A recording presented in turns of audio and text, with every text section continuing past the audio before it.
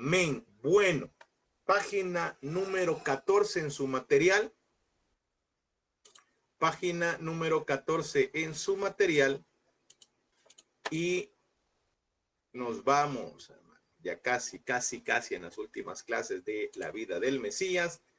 Vamos a hablar en esta noche acerca de el Mesías proclama el año aceptable. El Mesías proclama el año aceptable. Eso es lo que vamos a estar hablando en esta noche. Lucas capítulo 4, versículo 16. Vaya conmigo a la palabra, por favor. Lucas capítulo 4, versículo 16. Vea lo que dice. Lucas 4:16.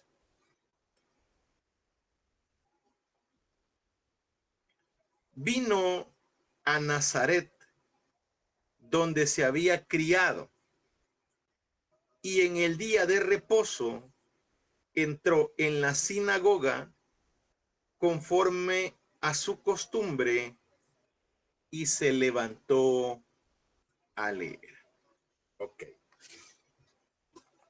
Hay algo que nosotros necesitamos que nos quede claro. Y según lo que estamos leyendo, la palabra dice que el Mesías entró, bueno, primero que llegó a Nazaret, donde él había sido criado. ¿Por qué razón? ¿Con qué razón o por qué razón el Mesías había sido criado en Nazaret? ¿O cuál fue el propósito para que él viviera en Nazaret? Lo hemos visto en clase, lo hemos explicado varias veces. Y si alguien sabe la respuesta, encienda su micrófono y me la contesta o me lo escribe por chat. Cualquiera de las dos es válida.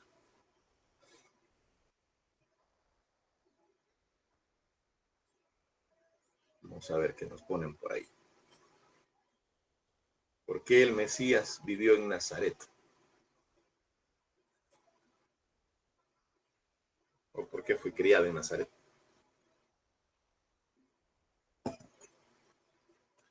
Díganme la respuesta o enciendan su micrófono o lo escriben por el chat.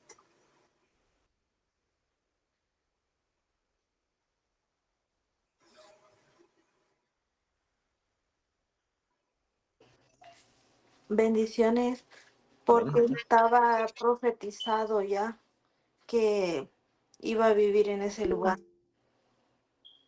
Porque estaba profetizado que iba a vivir en ese lugar. Ok. Vamos a ver, dice por acá, para que se cumpliera que el Salvador vendría de Nazaret.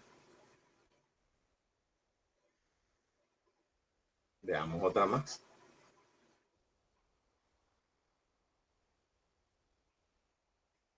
Lo hemos explicado varias veces en clase.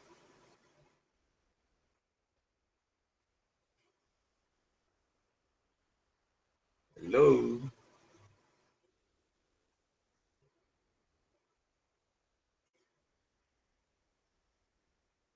¿Nadie da más?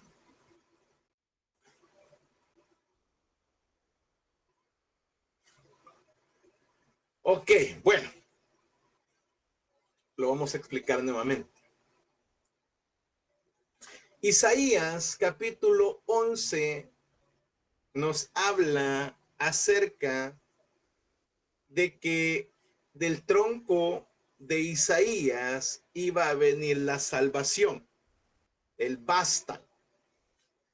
Y a ese se le conocía con el nombre de un Natzer. Cuando se hace la división, exacto, el renuevo, cuando se divide el reino,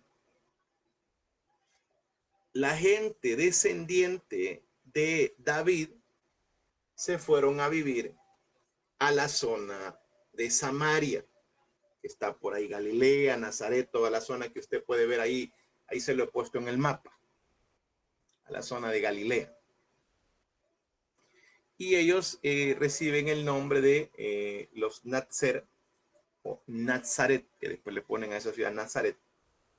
Y el Mesías se fue a vivir a ese lugar, aunque no nació ahí, para cumplir lo que se había profetizado de él, que él iba a ser el renuevo, el Natzer, que explicamos que un Natzer era un vástago que salía del tronco, correcto, adelante, un tiempo más adelante de el tronco inicial. En este caso, el Mesías nace del tronco inicial, que es Isaí, pero con un tiempo de diferencia. Por eso es que él se fue a vivir a Nazaret. Ok. Habiendo dicho eso, vamos nuevamente.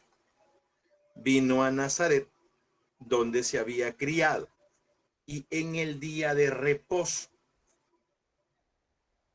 ¿Cuál es el día de reposo? Según el calendario hebreo, amados hermanos. Quien sepa la respuesta, o me lo escribe o me lo dice. El Shabbat. El Shabbat. ¿Pero qué día es? Sábado. El sábado, dicen por acá. ¿Habrá alguien más?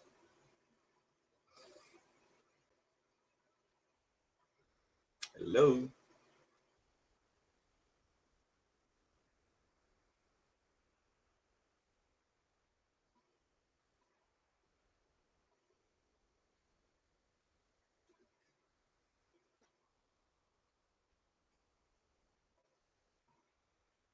El séptimo día.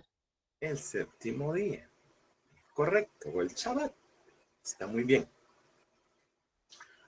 Yo lo que no quiero, hermano, es que usted vaya a decir que el sábado es el día de reposo. Porque no es siempre así. El Shabbat semanal era el séptimo día.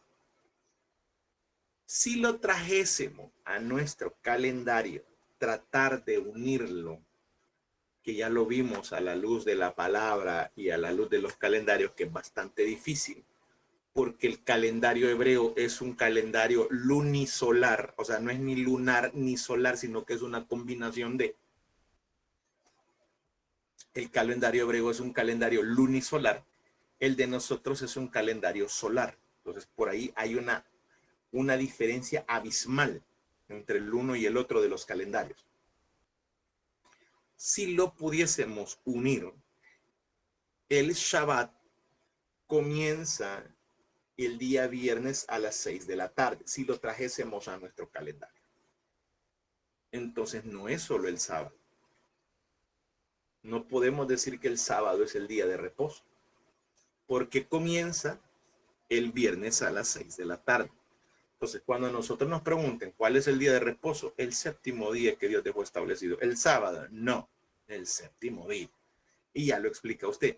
Si lo trajésemos a nuestro calendario tratando de unir el calendario lunisolar, que es el de los hebreos, con el calendario solar, que es el de nosotros, entonces comenzaría el viernes a las 6 de la tarde y finalizaría el sábado a las 6 de la tarde. Hay una mezcla, dice ahí, puede que ahí Kyler, entre viernes y sábado. Entonces, por ahí ahí caería el día sábado, el día de reposo. Pero como en esa época no existían los nombres que usted y yo tenemos en la actualidad, entonces no podemos decir nosotros, es el sábado. No lo escribo, el séptimo día, correcto. En la Biblia usted va a encontrar lastimosamente la Valera, la 60, todavía en la parte de abajo dice, aquí equivale a sábado, y no es cierto, o sea, no es del todo cierto. Ya vimos que comienza viernes a las 6 de la tarde. Ok. Entonces, viene a Nazaret, donde había sido criado, y en el día de reposo entró en la sinagoga, conforme a su costumbre, y se levantó a leer.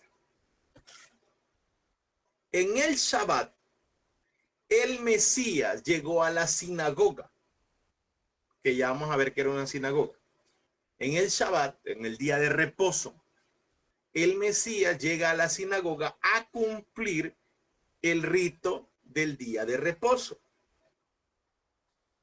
¿Cuál era el rito del día de reposo? Que ellos tenían que ir a las sinagogas a adorar al Eterno, a sentarse a escuchar la porción que tocaba leer. A esas divisiones se le llama parasha. Son 52 parashas en el año. Puede ser desde Génesis hasta Malaquías. Entonces se divide en 52 semanas y hay 52 lecturas que ya están establecidas, ya están puestas. ¿Cuáles las que van a hacer? Las que van a tocar. Entonces, ya se sabe en qué Shabbat y qué parasha toca. Ok. Entonces, los hebreos iban a la sinagoga a adorar al Eterno, a escuchar la lectura de la parasha, a escuchar la lectura de Torah o de la parte que les tocase, y a escuchar a que los rabís o los rabinos dieran la interpretación de lo que estaban leyendo.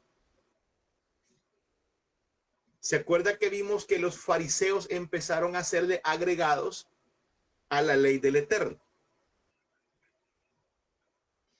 Muchas de las cosas surgen y las empezaron a mezclar acá.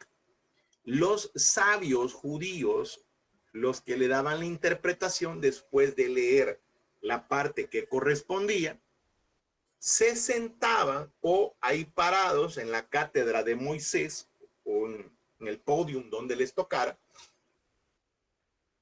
Después de la lectura, ellos daban la interpretación de lo que leían. Por ejemplo, supongamos que hoy es Shabbat y estamos en una sinagoga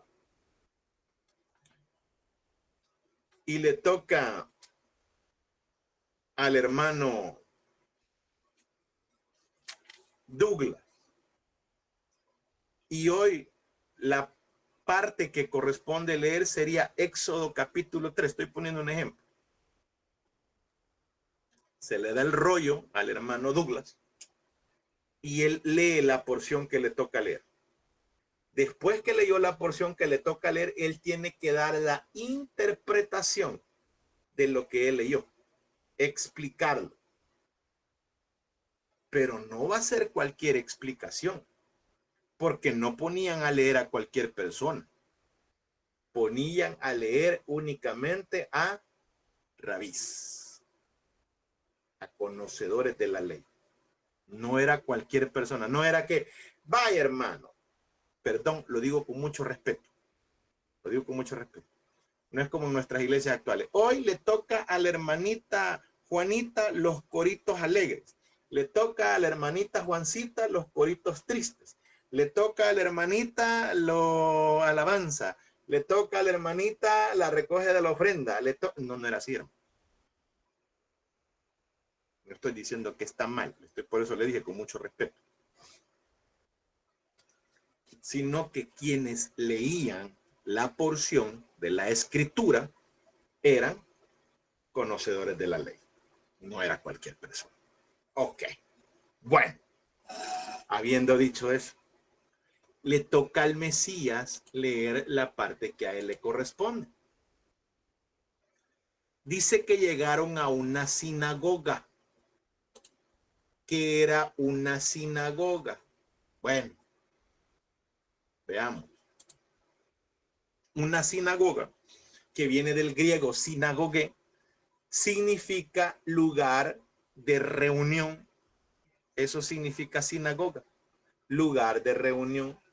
Ahí en la imagen usted puede ver una sinagoga bastante moderna, con la misma infraestructura antigua, pero ya tiene algunas cosas que usted puede ver que son bastante modernas. Vea, por ejemplo, el cuadro que está al fondo, las sillas plásticas que están por ahí también. Y era como una mini iglesia. Entonces, ahí se reunían aproximadamente unas 12 personas.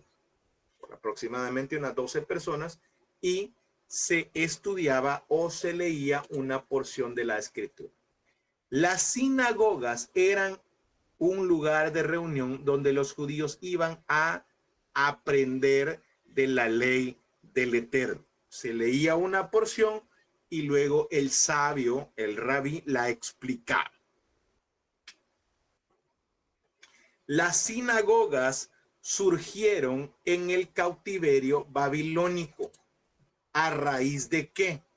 A raíz de que los judíos ya no tenían templo, ya no había lugar de adoración para ellos.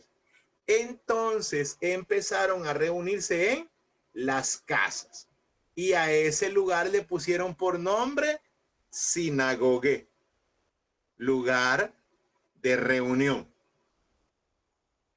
Ok, así surgen las sinagogas. En la actualidad todavía los judíos se reúnen en sinagogas. ¿Por qué? Porque no tienen templo.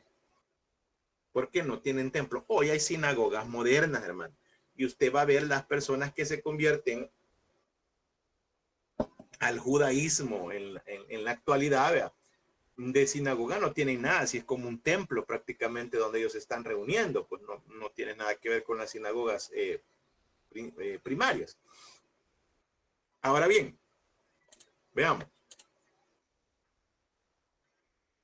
En las sinagogas se leía una porción de la ley, es decir, Torah, y un fragmento de los profetas, de los Neviim, que estaban los profetas anteriores y los profetas posteriores. Eso lo vimos en Pentateuco y lo vimos en libros históricos también. ¿Cuáles eran los nombres de los libros en hebreo? Fue una tarea que dejamos. Digo que dejamos porque algunos estuvieron conmigo, otros estuvieron con hermana Whitler. Ok, bueno, avancemos un poco más. Este honor tenía por nombre Alía, que significa elevarse. El que leía la porción que correspondía tenía por sobrenombre en ese momento Alía, el honor, porque se elevaba. ¿Por qué? Porque se creía que en ese momento él estaba más cerca del Eterno. Por eso usted ve ahí en la pantalla, vea la sinagoga, hay unas graditas y luego la persona está hasta arriba. ¿Por qué? Porque recibía el nombre de Alía, que es elevarse. Estaba más alto que los demás, más cerca del Eterno a la hora de la lectura de la porción de la palabra.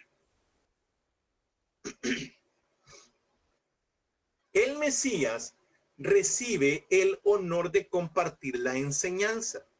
Y justo el día que él leyó, tocaba una porción que hablaba del Mesías prometido. Vaya conmigo, por favor, a la palabra. Isaías capítulo 61. Vaya conmigo, por favor. Isaías capítulo 61, versos 1 y 2. Isaías 61, versículos 1 y 2.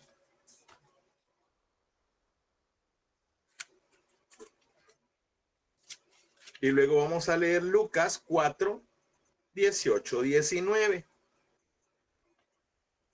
Kyler, si tiene el micrófono, hágame el favor de leer Isaías 61 del 1 al 2 y luego su servidor va a leer Lucas 4, 18, 19. Ok, escuchen. El Espíritu del Señor, Dios, está sobre mí, porque me ha ungido el Señor para traer buenas nuevas a los afligidos.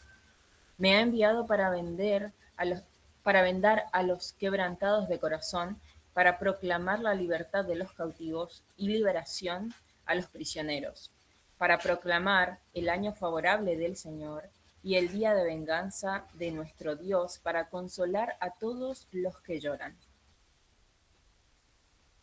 Gracias. Eso dice Isaías 61, 1, 2. Ok. Si usted ve el contexto de Isaías, está hablando del futuro glorioso de Sión y está hablando de las buenas nuevas de salvación para Sión.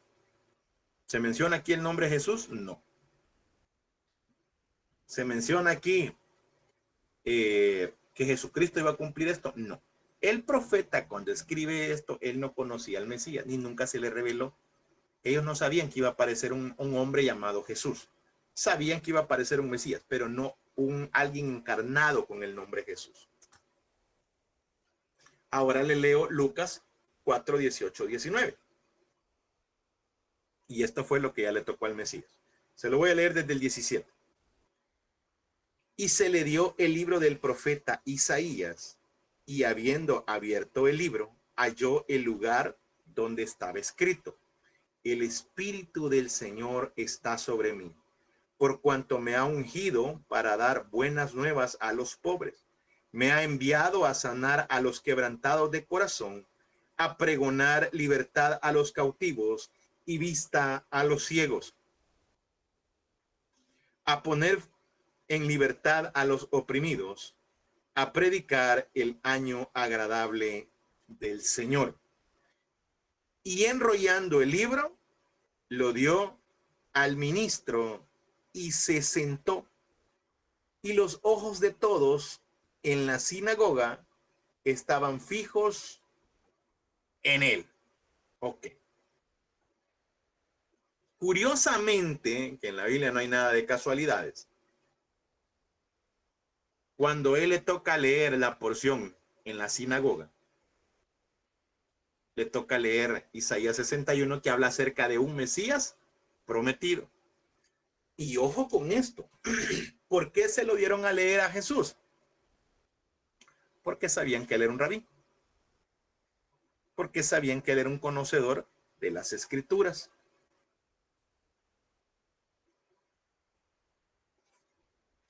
Y ojo con esto,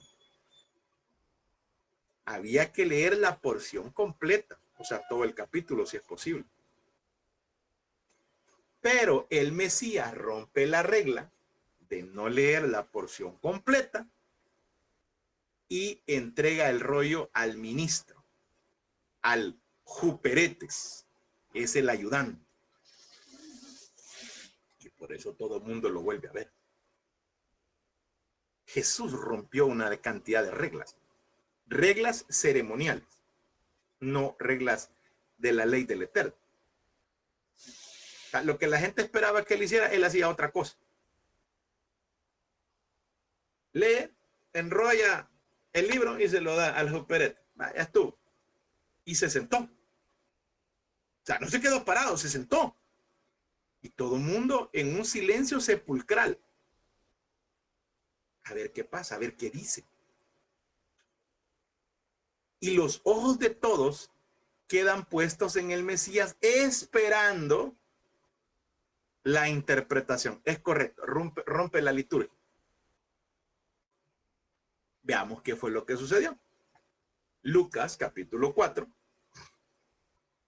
versos 21-22. Y comenzó a decirles, ahí empieza ya a dar la interpretación: hoy se ha cumplido esta escritura delante de vosotros. Y todos daban buen testimonio de él y estaban maravillados de las palabras de gracia que salían de su boca y decían: ¿no es este el hijo de José? Okay. Vámonos ahora. Marcos capítulo 6, versos 2 y 3.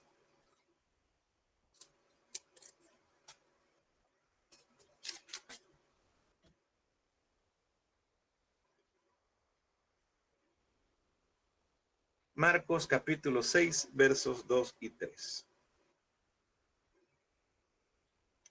Y llegando el día de reposo, comenzó a enseñar en la sinagoga, y muchos oyéndole se admiraban y decían: ¿de dónde tiene estas cosas? La sabiduría. ¿Y qué sabiduría es esta que le es dada y estos milagros que por sus manos son hechos. ¿No es este el carpintero, hijo de María, hermano de Jacobo, de José, de Judas y de Simón? ¿No está también aquí con nosotros sus hermanas? Y se escandalizaban de él.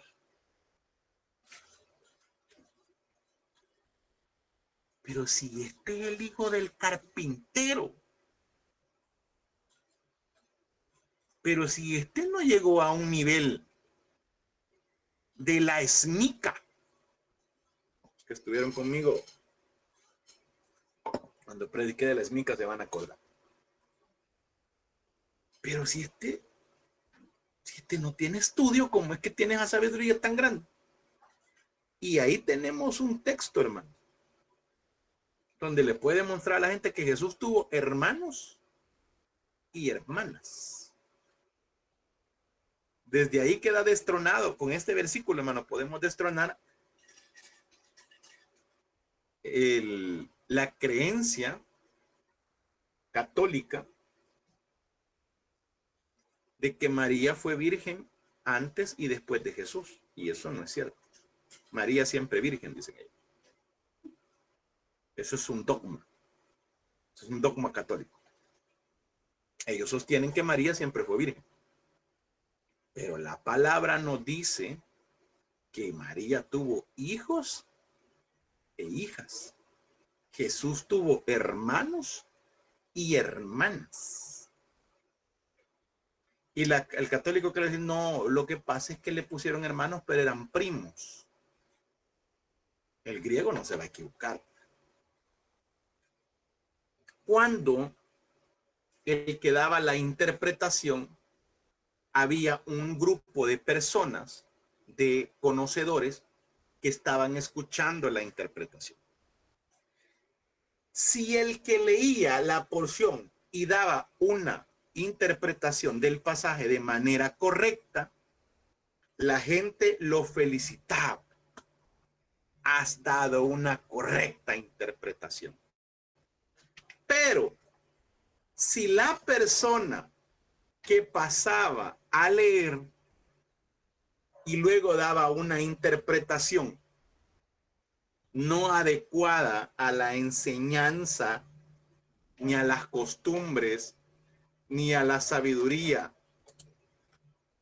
valga la redundancia, de los sabios, la gente se rasgaba las vestiduras y les decían: ha destronado, ha destruido Torá. Y algunos los expulsaban o hasta los querían matar por haber destruido la correcta interpretación. Se rasgaban la mente. Ha destruido Torá. Como cuando usted escucha versículos que dicen, y la Biblia dice, hermano, el que persevere hasta el fin, este será salvo. Y si usted deja de congregarse como algunos tienen por costumbre, y Cristo viene esta noche, usted se queda. Y todo el pueblo grita, amén. Pero ahí está destruyendo Torá. Está haciendo un destrozo de la palabra.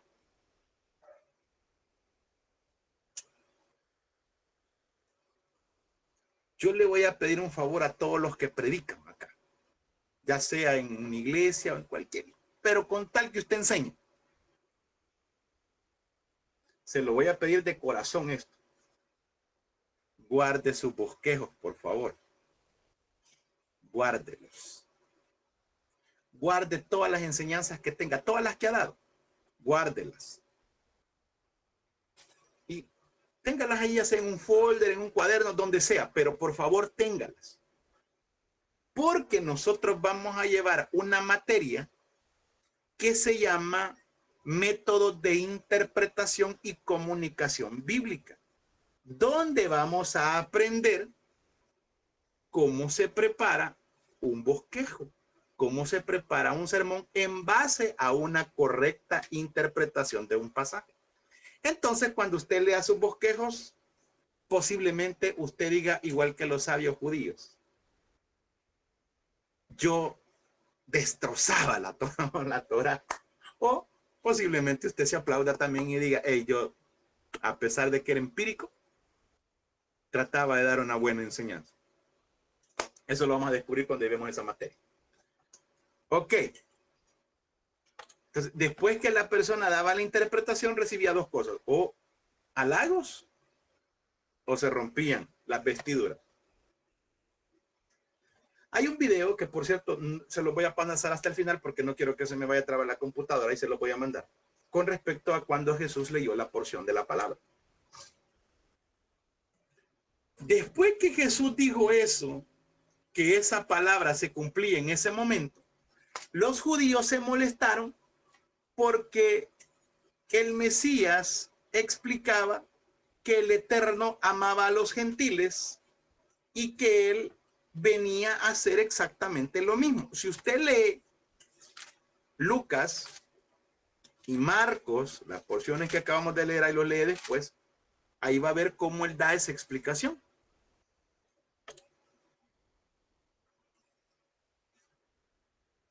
Y por eso dice que Jesús, si usted ve el capítulo 4, versículo 23, dice: él les dijo: sin duda me diréis este refrán, médico, cúrate a ti mismo. De tantas cosas que hemos oído que has hecho en Capernaum, haz también aquí en tu tierra. Y añadió: de cierto os digo que ningún profeta es acepto en su propia tierra. Y en verdad os digo que muchas viudas había en Israel en los días de Elías, cuando el cielo fue cerrado por 3 años y 6 meses. Y hubo una gran hambre en toda la tierra, pero a ninguna de ellas fue enviado Elías, sino a una mujer viuda de Sarepta, de Sidón. Y muchos leprosos había en Israel en el tiempo del profeta Eliseo, pero ninguno de ellos fue limpiado, sino Naamán, el sirio. Siria y Tiro y Sidón eran tierras que se les veía con cierto celo despectivo porque estaban en contra de Israel y eran algunas naciones gentiles. Ok, veamos. Sino a Naamán el sirio. Al oír estas cosas, todos en la sinagoga se llenaron de ira y levantándose le echaron fuera de la ciudad y le llevaron hasta la cumbre del monte sobre la cual estaba edificada la ciudad de ellos, para despeñarle, es decir, tirarlo desde un despeñadero para que se fuera rodando y de los golpes que se iba pegando al caer muriera. Mas él pasó por en medio de ellos y se fue. ¿Por qué se molestaron? Por dos cosas. Uno, por decir que él era el Mesías, porque en ese día se estaba cumpliendo la palabra, y dos, por los ejemplos que puso de Naamán y de la viuda de Sarepta, personas no judías, pero que el Eterno tuvo misericordia de ellos. Entonces, haciendo alusión que la salvación no solo venía para los judíos, sino también para los gentiles. Ok. Luego vienen y dicen: hey, pero este que no es el hijo del carpintero. Y usted ha escuchado, hasta hay una canción de un artista, se me ha ido el nombre, que habla del carpintero. Carpintero, tú que no sé qué, repara sonrisas. Por ahí va más o menos la canción. Y hay un libro que también se llama Más que un carpintero. Pero interesante. Ahora, el término hijo de carpintero era en un tono de un apodo despectivo. A Jesús le decían el hijo del carpintero, pero en un tono despectivo. La palabra que se tradujo como carpintero es la palabra tectón, que significa maestro constructor, es decir, un mil usos. No solo trabajaba la carpintería, sino muchas otras cosas. No solo trabajaba en casa, no solo cosas hogareñas, sino otro tipo de cosas. Entonces, la traducción que hicieron fue carpintero, pero la traducción es tectón, que significa un maestro constructor. Acá le decimos maestro de obra, que es el que está arriba de los albañiles, que es el que los dirige. Él sabe hacerlo todo. Hay personas acá en nuestro país que le sabe instalación eléctrica, le sabe plomería, le sabe fontanería, le sabe construcción, le sabe instalar madera, le sabe un montón de cosas. Acá nosotros les decimos maestro de obra o el milusos. Se sabe quiénes son ellos. En la época de Israel se les conocía con el nombre de tectón y eran muy escasos. No habían muchas personas tectón. ¿Por qué? Bueno, veamos.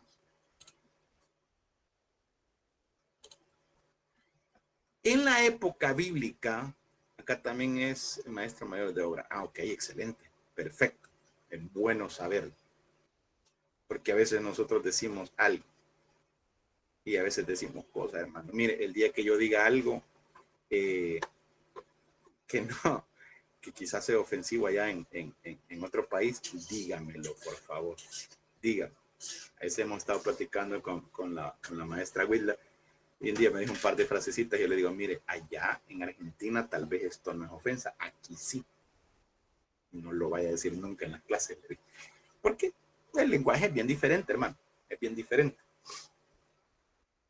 Ahora bien, en la época bíblica, trabajar para otros era visto como denigrante. Por si usted ve, toda la gente tenía trabajos para su hogar, para su casa, para su mantenimiento. Todos podían construir, todos podían arreglar algo en su casa, hermano. Normalmente todo mundo. Que sería lo ideal en la actualidad. Y amadas hermanas, varonas galileas que están en esta noche escuchando esta clase, uno de los requisitos que usted le debería de poner a su futuro amado siervo del Señor es que por lo menos pueda, aunque sea, cambiar un foco usted, que pueda hacer reparaciones en casa. Qué feo es, hermano, que la mujer a veces ella termina haciendo las cosas de la casa porque el princeso no puede hacerlo, porque no puede cambiar un foco, porque no puede tapar una gotera. Ahí hay una gotera y lo que hace es ir a poner un guacal. Bueno, acá en guacal le decimos un recipiente. Y ahí cae la gota. Y ahí pasan invierno y verano, y eso no se... La pintura, porque no lo hace. Y si no, terminan pagando que alguien lo haga. Entonces, no está bien. Entonces, una de las cosas que yo les recomiendo a ustedes, entre los requisitos muchos que le tienen que poner, es que pueda arreglar cosas en la casa. Que no sea, perdón la palabra, que no sea un hombre muela. Muela le decimos acá en nuestro país a alguien que no puede hacer nada. Esa es una persona muela en nuestro país. Si aquí usted le dice si son un gran muela, le está diciendo que no puede hacer nada. Okay. O un gran aguacate. Maleta también. Este es un gran maleta. Van a aprender palabras salvadoreñas, hermano. Maleta, aguacate, muela, todos son sinónimos de alguien inservible. Okay. Vago, sí, también. Vago, el que no hace nada. Es interesante. Por eso le digo, bien bonito conocer la cultura y las diferentes palabras. En la época bíblica, trabajar para otros era visto denigrante porque dependía de otros para subsistir.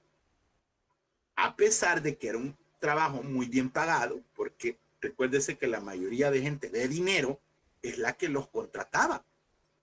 Por eso me gusta la escena de la Pasión de Cristo, no sé si usted ya vio esa película, donde está construyendo la mesa y llega María y le dice, ¿y esto qué es? Y empieza a explicarle, no, es que se sientan así. Qué raro, le dice, si nosotros todos nos sentamos en el piso y ponemos la comida y todos comemos del mismo plato. el Mesías, cuando hace esa escena, le está diciendo que se la construye a los romanos, a la gente adinerada. Le dicen, no, ellos hacen una mesa y se sientan sobre silla. Y por eso María se le queda viendo y no sabía eso. Si la gente no conocía de cultura, se quedó en esa escena como que quizás Mel Gibson se equivocó. No, estaba ocupando esta parte. Estaba ocupando esta parte cultural. Ahora, avancemos un poco. El Mesías daba sus enseñanzas comparando las cosas que él conocía. Cuando Jesús dio enseñanza, cuando Jesús quería enseñar algo, él lo comparaba con algo. Por ejemplo, hermano Douglas, dígame un ejemplo que Jesús haya ocupado para enseñar una verdad eterna o una verdad absoluta con algo que lo haya comparado. Ya sea una parábola, una enseñanza, lo que sea. La parábola del sembrador. Es correcto. ¿Verdad? La parábola del sembrador. Ajá, Correcto. y también de los talentos, que me recuerdo ahí que a uno le dio 5 y así fue disminuyendo. El que tenía los 5, los puso a trabajar, entonces le dio otros 5 y al que le había dado 1 lo escondió y no produjo nada. Entonces yo creo que ya con la actualidad eso se da también, si lo podemos ver, no sé, me corrigen, con llevar la palabra. Puede ser que muchos tengamos, el Señor nos ha dado talento, pero que no lo sacamos a la luz por temor, por miedo o por otras circunstancias. Entonces, por ahí podría hacerse como la analogía, ¿verdad? La comparación. Gracias, gracias. Fíjese que se puede hacerlo explicando, porque cuando es la parábola de los talentos, no es lo que nosotros conocemos como, él tiene un talento de tocar, él tiene un talento de eso. No, talento era una moneda. Eso era, la parábola, los talentos era una moneda que se les dio. El talento era una moneda, como un denario o algo por el estilo, un dracma. Eran diferentes monedas que había. Luego explicamos esa parábola. Otro ejemplo. Y vimos ahí la del sembrador. Dígame otra parábola que Jesús haya ocupado para enseñar una verdad absoluta o una verdad eterna. Ya habló el hermano Douglas. ¿Alguien más?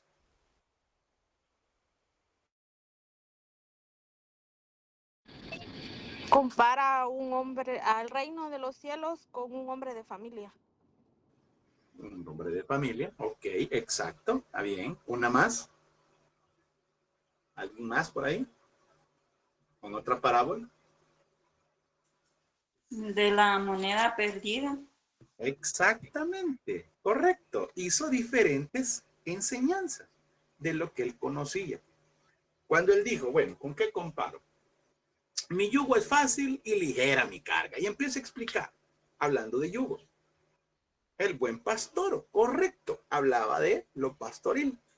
Luego también compara, dice, ¿con qué comparo? Lo voy a comparar con el hombre que edifica, el hombre prudente que edifica sobre la roca y el hombre insensato que edifica sobre la arena. Entonces, Jesús siempre habló y dio enseñanzas comparando las cosas que él conocía.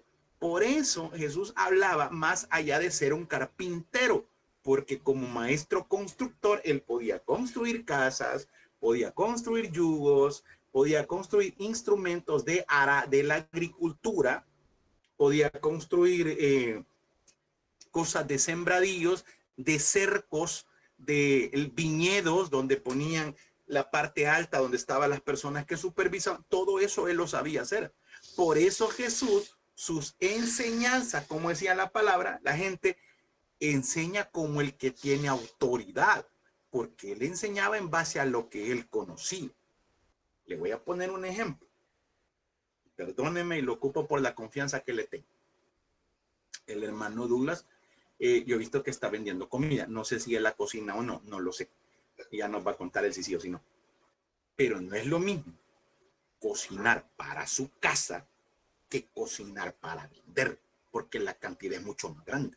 Entonces, a eso usted tiene que regularle el tiempo de cocción, el tipo de carne que va a dar, el tipo de pollo que usted va a dar, cómo lo va a preparar. si usted no sabe de esas cosas y se mete a ese volado, a ese rollo, no va a ser. Le voy a contar un ejemplo. A mí se me ocurrió vender papa frita hace un buen rato, hermano. Quería saber qué era eso. Quería saber qué era vender papa frita. Y como el que no sabe es como el que no ve. Y yo solo veía que la gente lo hacía. Bueno, se me ocurrió después de pelar las papas, y porque yo veía que la gente las pasaba en agua con sal, pero era pasarlas. Yo las pelé y las dejé en agua con sal. Híjole, hermano, casi 2-3 horas. Cuando freímos esas papas y las vendimos, porque yo no las había probado, yo veía que la gente me aturraba la cara cuando las estaba comiendo. Hasta que se me ocurrió probarlas a mí. La parábola del tesoro escondido, es correcto. Cuando yo probé esa papa estaba dura. Aquí nosotros le decimos talludo. Algo que usted lo muerde como que es chicle. Mire, esas papas estaban talludas. Si por misericordia vendimos 3 la primera vez. Ya después averigüé que solo es pasada por agua. No se dejan en agua con sal porque si no se ponen talludas. ¿Cómo aprendimos eso? Preguntándole al que sabe. Jesús hablaba y enseñaba en base a lo que él sabía.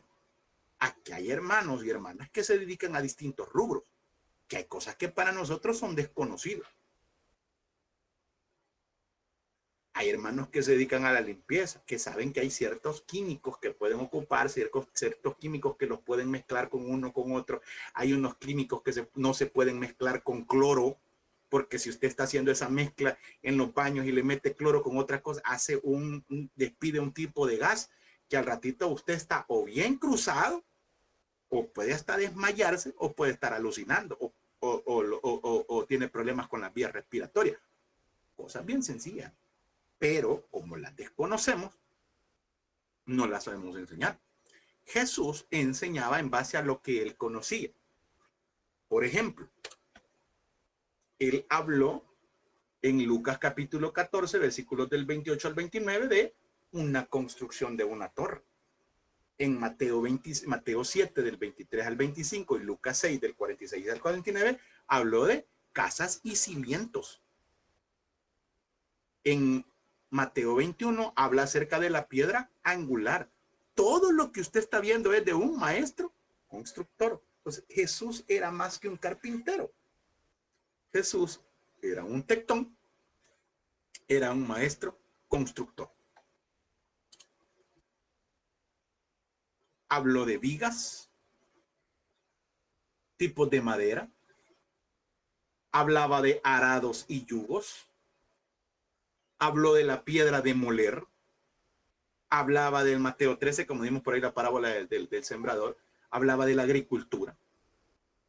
Fíjese que nosotros hablamos de una piedra de moler, vea, y nos imaginamos los que son del Salvador, no me dejarán mentir, que está la piedra así, y hay una piedra como redonda con la que se quiebra el maíz, o como dicen aquí en el país, el maíz. Y esa es la piedra de moler que nosotros conocemos. En la época bíblica no, era una piedra extremadamente grande y que esa era movida por un animal, o sea, por un burro, por el ganado. Por cierto, uno de los videos que yo le mandé, que me había mandado mi compañero, sí, un ingeniero, el ingenio, sí, era muy creativo. En ese video que yo se los mandé, aparece una piedra de moler grandísima. Por eso cuando Jesús dice, explica la parábola y dice, no, hombre, aquel que hace pecar, mejor que se amarre una piedra de moler y se tire al mar. Si usted solo conocía las piedras de moler pequeñitas que era para quebrar el maíz, usted dice, bueno, no tiene sentido. Pero cuando conoce las verdaderas piedras de moler, las piedras de molino en la época bíblica, usted dice, no, hombre, el pobre cliente jamás iba a salir de ahí. A eso hacía referencia. Luego vamos con lo que es que el Mesías da la correcta interpretación de la ley.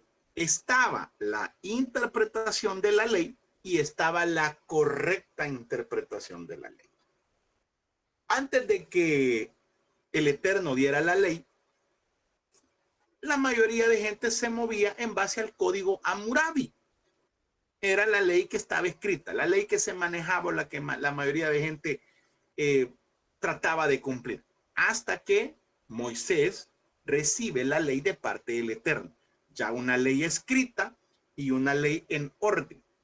Ya esa sí es una ley del Eterno, ya no un código Hammurabi, que era el que estaba en ese entonces en vigencia. Pero con el tiempo, las personas empezaron a hacerle agregados y empezaron a darle una interpretación que no era. Por ejemplo, el Eterno dice, bueno, 6 días vas a trabajar y el 7º día es reposo para Jehová. No va a trabajar nadie, sino que lo vas a dedicar a Dios. Okay. Pero empiezan las personas y empiezan a hacerle agregado, a decir, bueno, no vas a caminar tantos kilómetros, no vas a cortar papel higiénico, no vas a hacer esto, no vas a hacer lo otro. Ya les he dicho, en la actualidad los judíos todavía contratan personas no judías para los ascensores en el día del Shabbat, porque para ellos apretar un botón es trabajo. Y ellos no lo hacen porque respetan con solemnidad el Shabbat. El Shabbat, usted va a ver muerto todo Israel, todo lo que es comercio, todo eso no existe. No existe. Es más, algunos judíos empezaron a vender calendarios donde no traía el Shabbat. No traía ese día. Porque decían, este día ya no nos pertenece a nosotros. Era un simbolismo que ellos hacían. Ahora, ¿quiénes empezaron a hacer todos esos agregados que no se podía ni siquiera sanar en el día de reposo? Los fariseos empezaron a poner cargas sobre la gente que ni ellos podían llevar. Cualquier parecido con la actualidad es pura coincidencia. Yo respeto, y se lo he dicho 1001 veces acá, yo respeto las normas y los reglamentos internos de cada iglesia. Los respeto. Lo que no estoy de acuerdo es que digan, hermanos, la Biblia dice, cuando la Biblia no lo dice. Cuando la Biblia no lo menciona. Por ejemplo, vámonos al más común, hermano, y el más atacado por todos. Los pantalones en las mujeres. Es que la Biblia dice. No, no sea mentirosa, la Biblia no lo dice. No hay un solo versículo que diga que la mujer no debe de usar pantalón. No lo hay. No existe. Pero la Biblia dice que la mujer no va a usar hombre de ropa, la mujer no va a usar ropa de hombre y el hombre no va a usar ropa de mujer. Pues sí, pero y explíquele eso a Jesús, que usaba túnica, un crafalda. No existían los pantalones. No, es que mire, hermano, si la mujer ocupa el pantalón, hace caer en tentación al hombre. No, si es que la mujer puede andar vestida de monja, hermano, de monja. Pero si el tipo es pícaro, si el tipo es pervertido, no importa cómo la mujer ande vestida.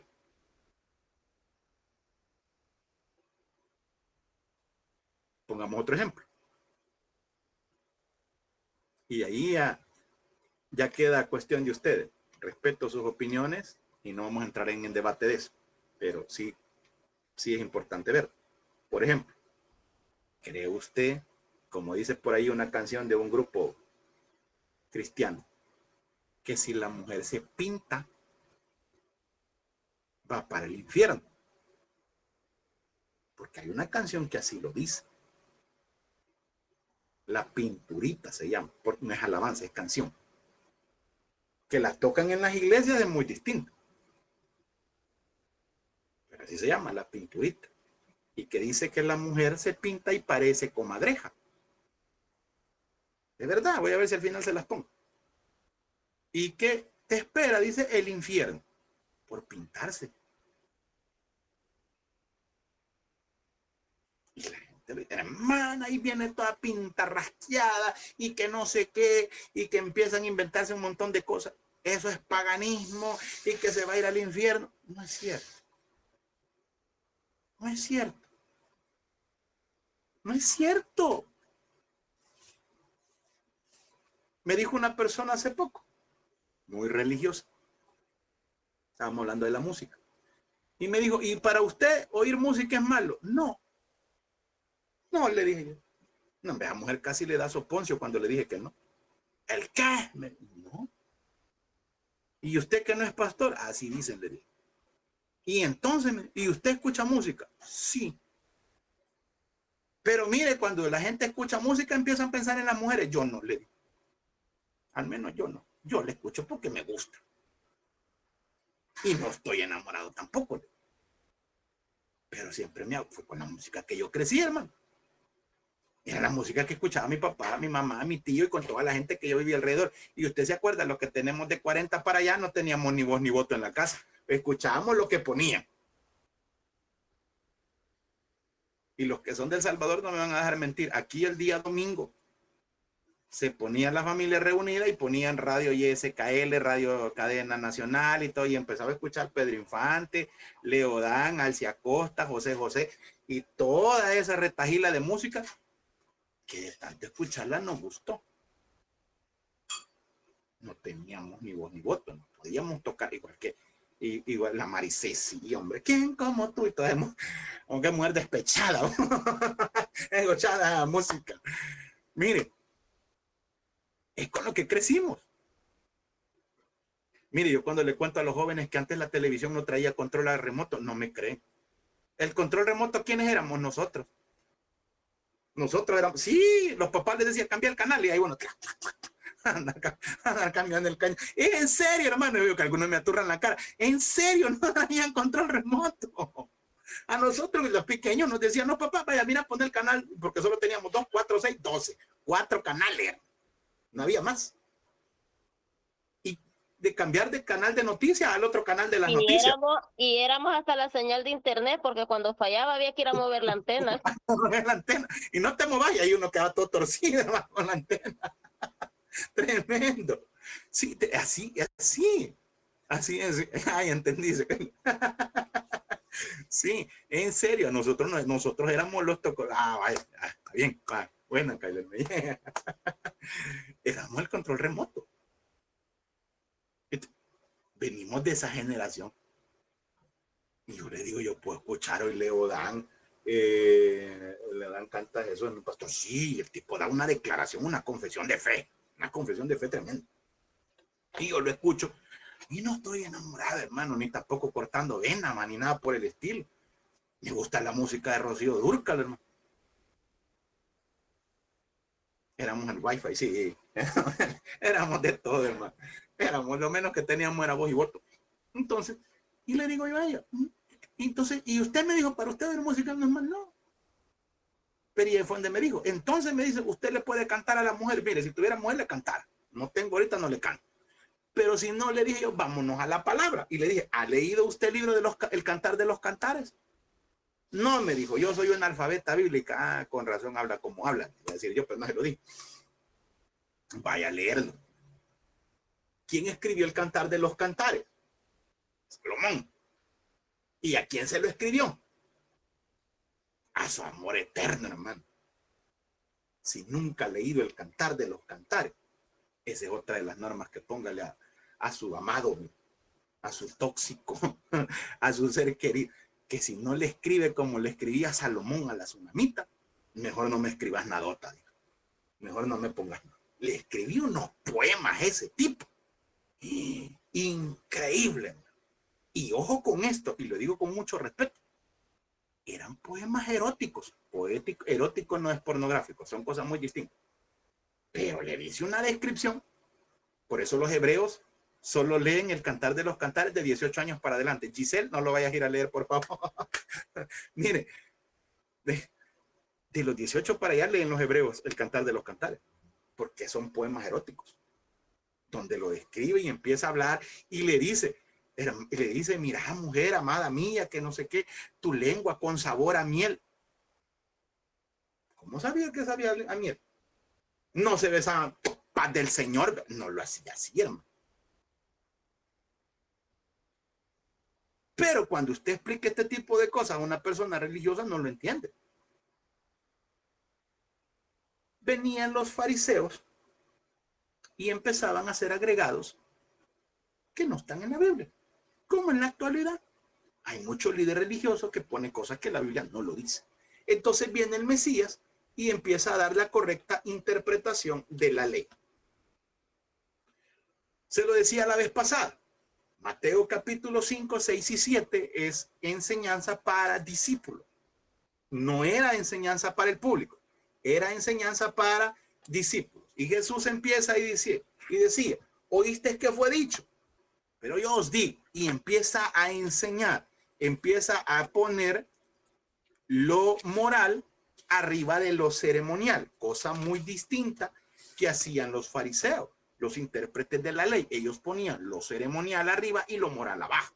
Jesús viene y empieza a decir, desde el capítulo 5 que comienza las bienaventuranzas, luego empieza a hablar de la sal de la tierra, la luz del mundo, Jesús y la ley, la ira, el adulterio, el divorcio, que es todo lo que vamos a ver nosotros. Y empieza a decirles, oíste que fue dicho, pero yo os digo. Oíste que Hammurabi enseñó de esta forma, pero yo les voy a enseñar. Y les voy a decir cómo debe de ser la correcta interpretación. Ok, veamos. La ley, es decir, Torah, que significa enseñanza, y los profetas, los Nebim, que son 16 profetas, los 16 profetas más Josué, jueces, Samuel y reyes, eran escritos sagrados ocupados por los judíos que hablaban de la venida de un Mesías libertador. Jesús dice, yo no he venido a abrogar la ley, he venido a cumplirla. Y empieza la gente a decir, ya ve, aparecen por ahí los adventistas. Es que el Shabbat es el día que el Señor dejó y que el domingo es invento de Roma y que es para el anticristo y que un montón de cosas. Cuando Jesús dijo que él no vino a abrogar la ley, es decir, del griego katalú, yo no la vine a derribar. Yo la vine a cumplir. Es la palabra pleró, que significa a rellenar lo que faltaba, a completarlo. Mire, cuando usted construye una pared en su casa y ocupa, le voy a mencionar cómo le llamamos nosotros acá, el saltex, y usted lo deja, la pared queda rústica. Pero para que esa pared quede lisita, hay que ponerle una mezcla de cemento. Se va trabajando con la llana lisa, luego con una esponja, a modo que la pared quede sin nada corrugado, sin nada rústico. Queda una pared lisita. ¿Qué hizo eso? El complemento que se necesitaba. Se repella, correcto. Y queda la pared repella lisita. Y usted la pinta y esa pared queda hermosísima. Eso fue lo que el Mesías vino a hacer. Estaba lo rústico de la enseñanza de ellos, pero Jesús viene y la repella y les dice, no hombre, esta es la correcta interpretación. Les han enseñado mal. Como a veces hemos dicho aquí, lastimosamente nos enseñaron a nosotros, pero nos enseñaron mal. Nos enseñaron cosas que por tradición nosotros las hemos venido repitiendo, que no aparecen en la palabra. Luego, vámonos, Mateo capítulo 5, versos del 17 en adelante. Le dice Jesús y la ley. No penséis que he venido para abrogar la ley o los profetas, para derribarlos, para decir esto no sirve. No, él no vino a hacer eso, sino que dice, he venido para abrogar, sino para cumplir. Estoy en el versículo 17 del capítulo 5. Para rellenar, para completar lo que hacía falta. ¿Y qué es lo que hacía falta? Él. Porque ¿de quién hablaron la ley y los profetas? No fue de él. Yo la he venido a cumplir. ¿De qué forma? Lo que hablaron de mí, yo lo voy a cumplir. Lo que dijeron de mí, todo lo que profetizaron, desde Moisés hasta Malaquía, aquí he venido yo a cumplirlo. Eso es lo que el Mesías estaba diciendo. Esa es la explicación, y por eso hasta se lo he puesto en el idioma original, en el griego, pleró, que es a cumplirla, lo que se decía de él. ¿Se acuerda cuando llevamos la materia, el tabernáculo y las fiestas del Eterno? Dijimos que todo eso era una sombra de lo que había de venir. ¿Y quién cumplió eso? El Mesías. Veamos qué más dice la palabra. Porque de cierto os digo, que hasta que pase el cielo y la tierra, ni una jota ni una tilde pasarán de la ley hasta que todo se haya cumplido. Ni la tilde ni la jota son palabras griegas. No existían en ese entonces. Fue la traducción que hicieron. ¿A qué se refería con estas palabras? Bueno, veamos. La palabra o la que traducen como J es la palabra yod. Yod. Y la tilde que dicen es la kotz, que es un adorno que hacía la diferencia en la escritura. Ahí le he puesto yo 2 ejemplos. La letra yod, usted la puede ver a la izquierda, que es como una comita a la inversa. Esa es la letra yod. Y si usted se acuerda, el nombre del Eterno, yod, hed, bad, hei, va con esa palabra, con esa arranca, que es, al traducirla,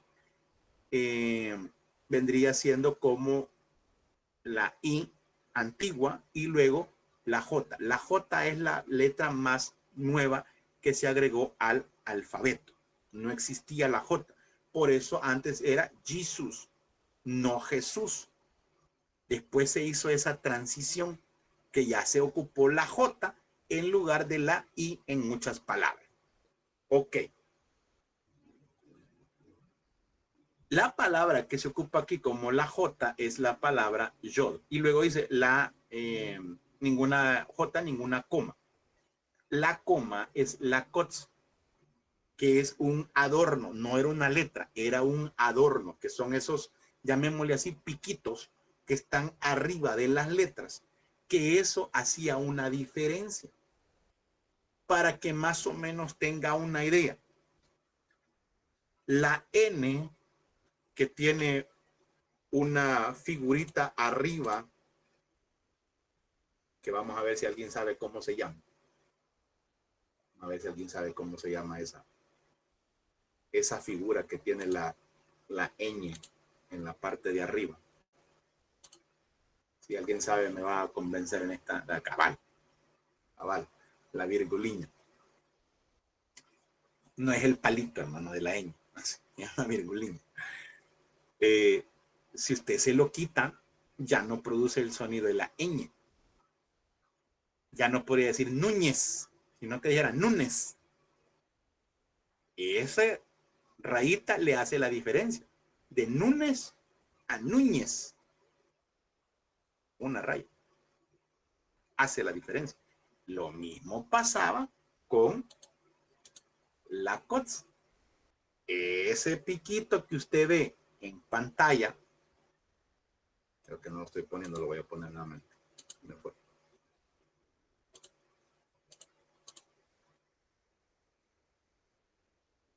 Ahí está. Ahí está. Esa imagen y esos piquitos que están ahí marcaban la diferencia. A algunos se les conocía también, por ejemplo, si usted ve al lado derecho hay como una W parecida como que fuera W. Esos puntitos y los puntitos de abajo también se le conoce a veces como espíritus. O también eran agregados para las vocales, porque en el hebreo no existen las vocales. Entonces, ojo con esto. Jesús estaba diciendo que la primera letra o la kotz, que es lo más pequeño, iba a pasar, pero todos los mandamientos que él ha dejado no va a pasar ninguno. Ninguno por alto. Vea lo que dice. De manera que cualquiera que quebrante uno de estos mandamientos muy pequeños y así enseñe a los hombres, si yo estoy quebrantando un mandamiento del Eterno y enseñando mal, a pesar de que sé que estoy enseñando mal, así será llamado pequeño en el reino de los cielos. Mas cualquiera que los haga y los enseñe, este será llamado grande en el reino de los cielos. Porque os digo que si vuestra justicia no fuere mayor que la de los escribas y los fariseos, no entraréis en el reino de los cielos. Si su justicia no fuera mayor. ¿Eran malos los fariseos? No, es que mire, a nosotros las películas épicas de Jesús nos han enseñado y nos han puesto a los fariseos como malos. No es cierto. Era gente que trataba de vivir de acorde a la ley. Demasiado religiosos, sí, pero no eran malos. Nosotros escuchamos fariseos, hipócritas, y cuando le decimos a alguien es que son un fariseo, pensamos que lo estamos ofendiendo. No, decirle fariseo a alguien es decirle estás cumpliendo la ley. Decirle fariseo a alguien es decirle te estás esforzando por querer hacer las cosas. De manera religiosa, sí, pero se estaban esforzando. Entonces, no es una ofensa decir fariseo. Y les decía fariseos hipócritas porque ya lo hemos explicado. El hipócrita era aquel que tenía diferentes máscaras. Ahora bien, ojo con esto, avancemos un poquito más. El sentido de la ley, los fariseos querían cambiarlo, sintiéndose grandes por cumplir sus agregados, pero dejando de lado la verdadera esencia de los mandamientos. Le voy a poner un ejemplo. Le dijeron al Mesías, ¿y por qué tus discípulos no se lavan las manos? ¿Por qué no cumplen ese rito que nuestros sabios nos dijeron? Le digo, sí, que lo que contamina al hombre no es lo que contamina al hombre, es lo que sale. Jesús siempre le salía adelante a ellos. ¿Cómo se debe usar correctamente la ley de Dios? Pues el Mesías nos da la clave. Usted puede decir, pero ¿y entonces cómo ocupo correctamente la ley? Veamos qué nos enseñó Jesús.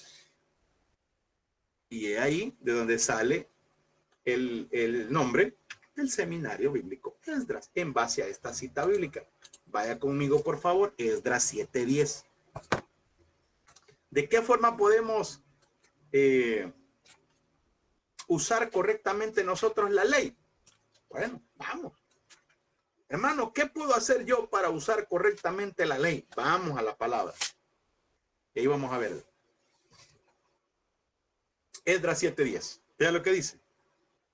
Esdras capítulo 7, versículo 10. Libros que muchas veces casi no se ocupan, hermano. Raro que alguien predique de Esdras.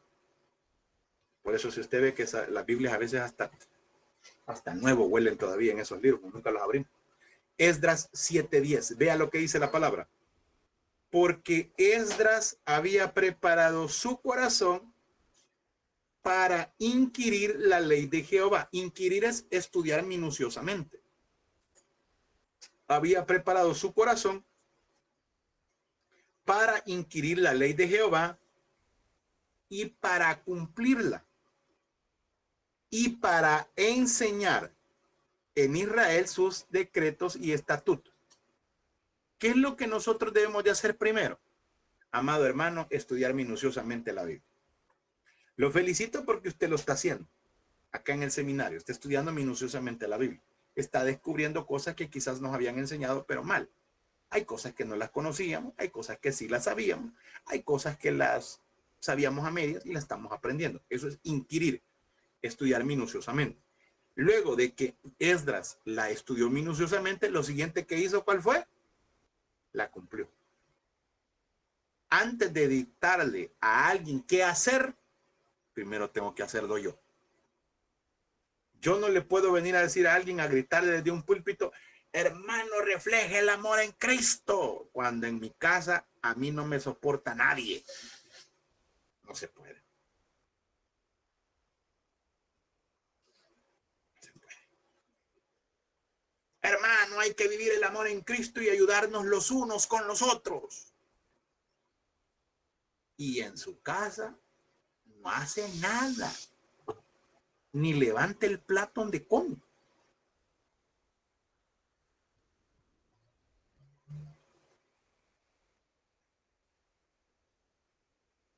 Hermanos, debemos amarnos los unos con los otros.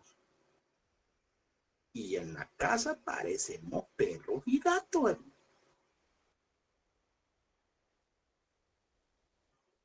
Si no, vea que a veces los mejores pleitos son justo antes de irnos al culto.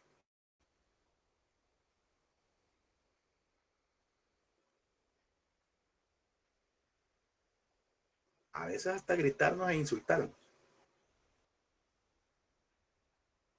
Apúrate que por tu culpa vamos tarde a la iglesia otra vez, y le dice un montón de cosas y hasta 100% le empuja y apúrate. ¿Qué que tenemos que ir a adorar al rey. Curiosamente, cosas que suceden, hermano. Pero, gracias a Dios que aquí no hay de eso. ¿Dónde Jesús enseñó el Sermón del Monte? Llamado Sermón del Monte. Capítulo 5, 6 y 7 de Mateo. Lo enseñó, se le conoce como el Monte de las Bienaventuranzas, pero realmente ese monte tenía por nombre Monte Eremos. El Monte Eremos. Si quiere, póngale ahí pregunta de examen, porque esa de ley le viene. ¿Dónde estaba el Monte Eremos? Cerca del lago de Genezaret, o el lago de Galilea, o el mar de Galilea, como le quiera llamar. Al lado izquierdo aparece el mapa completo. Ahí está encerrado en un círculo el mar de Galilea. Y al lado derecho de su pantalla aparece el mar de Galilea, mar de Genezaret, mar de Tiberíades, lago de, como le quiera llamar, todos sus nombres tiene ese lugar. Y en la parte de arriba está el Monte de las Bienaventuranzas, o el Monte Eremos, que es más conocido por el Monte de las Bienaventuranzas porque Jesús dio en su enseñanza ahí. Pero realmente el nombre era el Monte Eremos. Y Jesús empieza a enseñar. Bueno, veamos qué fue lo que enseñó. Capítulo 5 de Mateo. Mateo capítulo 5. Después de que da las bienaventuranzas, se explica una por una. Luego va con la siguiente enseñanza que dice la sal de la tierra. Mateo 5:13. Vosotros sois la sal de la tierra, pero si la sal se desvaneciere, ¿con qué será salada? No sirve más para nada, sino para ser echada fuera y hollada por los hombres. Había una cierta sal, que no va a tener algo de congruencia en lo que voy a decir, pero había cierta sal que no tenía sabor, perdía su sabor. Y esa sal no se ocupaba nada más para tirarla afuera de las casas en época de lluvia para que absorbiera el agua y la gente no se deslizara. Pudiese caminar sobre la sal sin ningún problema. Era la sal que había perdido su sabor. Esa sal era pisoteada por los hombres. La Biblia dice que cuando nosotros perdemos nuestra esencia, nuestro sabor de cristiano, la gente nos pisotea. Ahora, ¿para qué servía la sal en la época bíblica? Habían muchas razones para las que servían. Veamos algunas. El uso de la sal servía como remuneración de el trabajo. Normalmente a los soldados romanos les pagaban con sal. De ahí viene la palabra salario, de que se les pagaba con sal, porque la sal no se conseguía tan fácilmente. Entonces, con la sal ellos podían intercambiar. Les daban un saco de sal o la cantidad de sal que les tocara y ellos la podían negociar. Cambiaban sal por huevos, cambiaban sal por carne, por cualquier otra cosa. Entonces, la sal servía como un pago, como una remuneración por un trabajo. Y vuelvo, repito, de ahí aparece la palabra salario. Ok. Veamos una más. Era también como ofrenda. La sal servía como ofrenda. Levíticos 2:13. Usted ha visto que en algunos ministerios o en algunos altares de las iglesias proféticas tienen sal. Y es bíblico, ¿no? Es bíblico. No es chamanismo, no es brujería tampoco, pero tampoco hay que caer en el misticismo, ¿verdad? Hay que creer que la sal es mágica, no.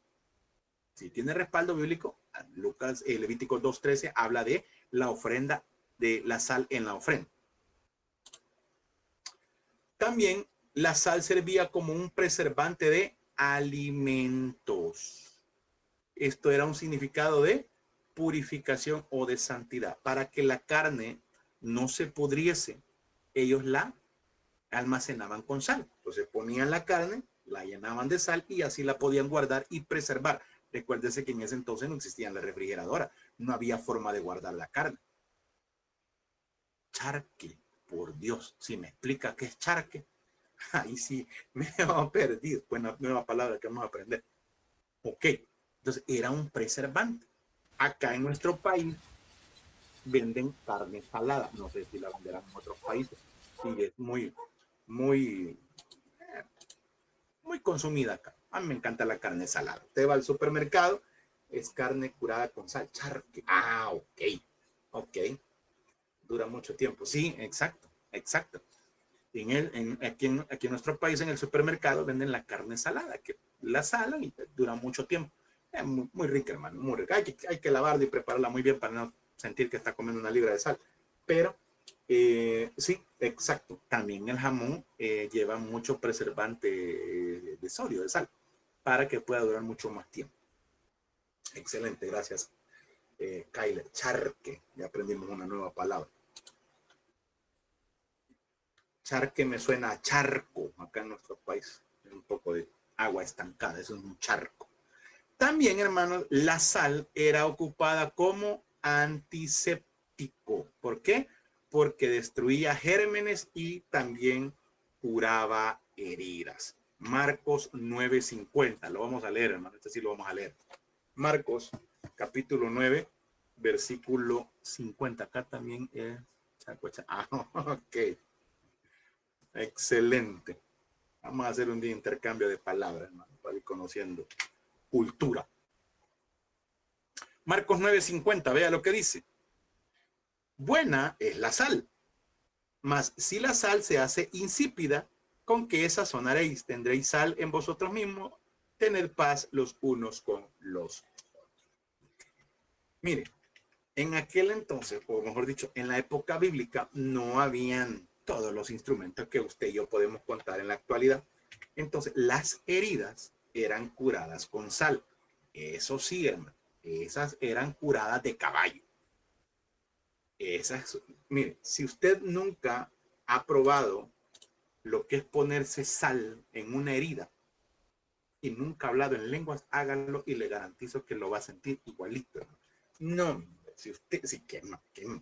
Mire, si usted algún día le ha salido, nosotros le llamamos fuego, no sé en otro país, fuego en la boca. Agarre un poco de sal, ábraselo y póngaselo. Hermano, usted va a patalear y va a dar vuelta en el mismo lado y va a estar hablando en lengua angelical y todo. Pero eso sí, es curada de una sola vez. Se cura. Porque la sal es un antiséptico. La sal es algo que limpia y purifica.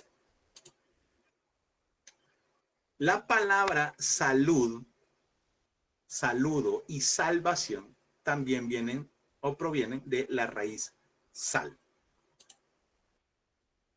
Cuando la sal perdía su sabor, es decir, su propósito, era echada afuera para ser pisoteada por los hombres. ¿Para qué sirve la sal?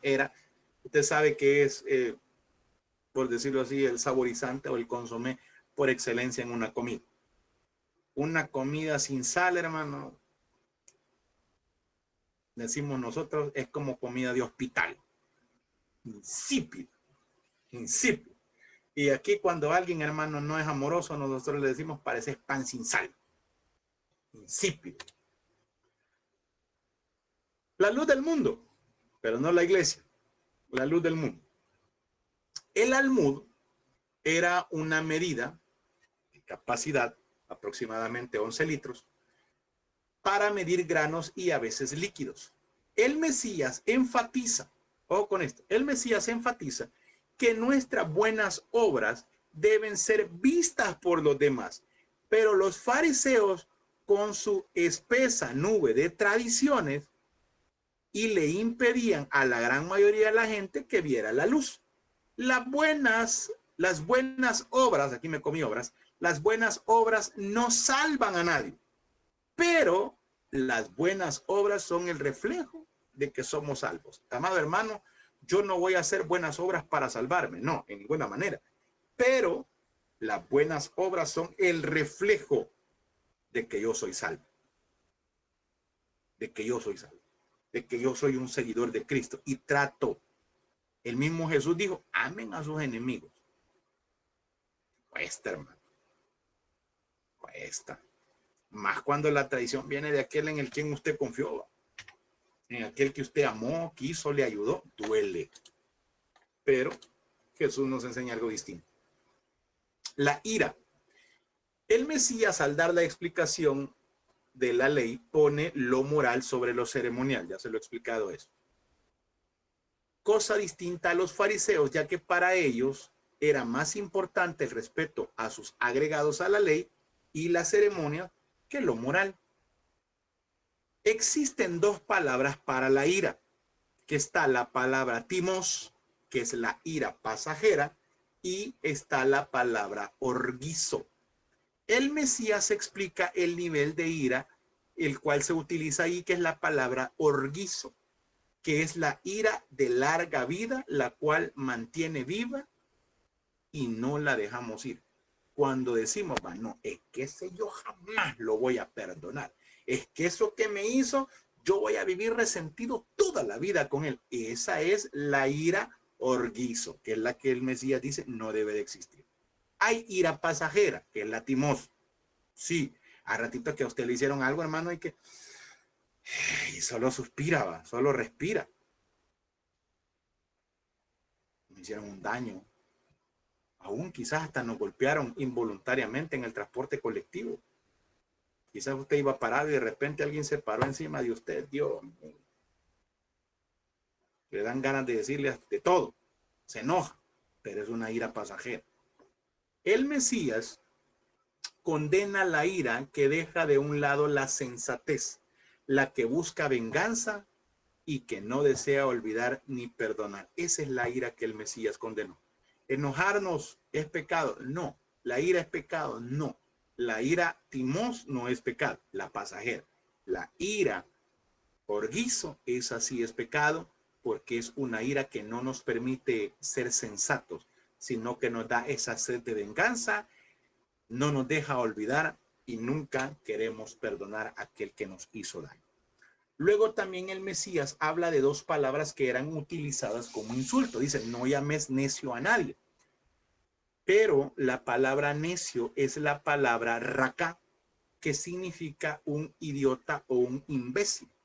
Pero era usada de tono despectivo, superioridad o arrogancia. Normalmente se le tenía a aquella persona de que no quería hacer algo diferente. También está la otra palabra que es la palabra fatuo o la palabra moros. La palabra moros era un necio moral. Se hace el que se hace el tonto, el que prefería que Dios no existiera. Llamar a alguien moros no era criticar su capacidad mental, era poner en duda su carácter moral, era ensuciar su nombre y su reputación y marcarle como una persona de mala vida o inmoral. Por eso el Salmos capítulo 14, verso 1 dice el necio en su corazón, no hay Dios. Dice el fatuo, el moros, el necio moral, el que vive como que Dios no existiese.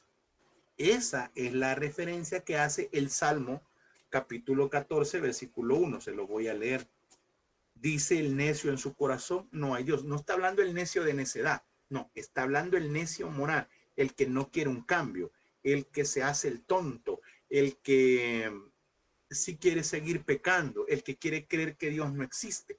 A eso se refiere el Salmo capítulo 14, versículo 1. Mis amados hermanos, nos vamos a quedar hasta acá. Les voy a dejar, les voy a enviar todo lo que son las separatas.